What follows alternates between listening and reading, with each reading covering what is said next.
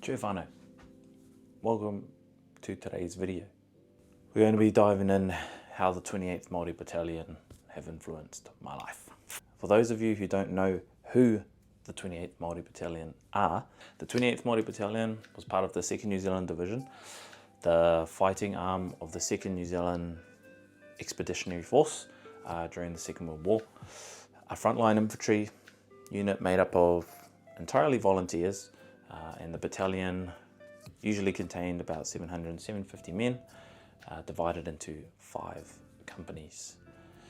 And not so long ago, a couple of weeks ago, on the 7th, on the 7th of November 2024, the last member of the last surviving member of the 28th Māori Battalion, Sir Robert Bomb Gillies, passed away, which is a massive loss for our country, as Pa Bomb has been the po. So within Māori culture, we have things called po.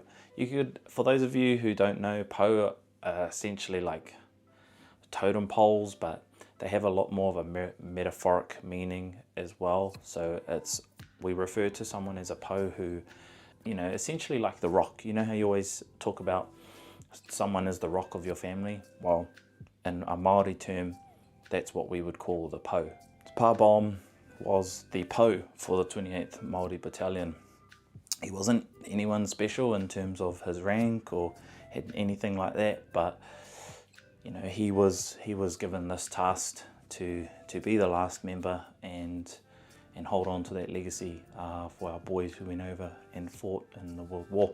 He summed it up saying they volunteered. They were all volunteers, and they volunteered for 6 years, gave 6 years of their life to serve our country, fight for our country and defend our country, to then come home to a New Zealand that was still racially divided. Māori continued to suffer from discrimination, lack of opportunities, lack of work, especially for the Māori Battalion when they came home, and the effects of an unjust government or an unjust system. So you could wonder, was it really worth it? And he did say, if I could go back, I wouldn't have gone. I would have stayed home, because we went over there and fought for nothing and died. My friends died for nothing because we came home and nothing had changed, which broke my heart. It really, I guess at the time, with everything that's been going on in Aotearoa lately, and obviously being a father now, it struck a different chord. So I really had to sit down and reflect on, I guess, my life and where I want to go. I guess that now comes to the question or the reasoning and why the Māori Battalion have influenced my life. I've always had an appreciation for the Māori Battalion, but I never really looked too much into it until I went to Turkey, went to Anzac Cove as part of the kapahaka group for the New Zealand Defence Force to commemorate Anzac Day. And when I got there and listened to the history, listened to the battles, walked the ground, walked the same tracks, went into the same trenches that our boys had gone into, I didn't know that it was a write-off. I did not know we lost that battle. We got destroyed at that battle. And it kind of woke me up about just everything in terms of the war, and I guess I just had so much more of an appreciation of their sacrifice after I had done that trip.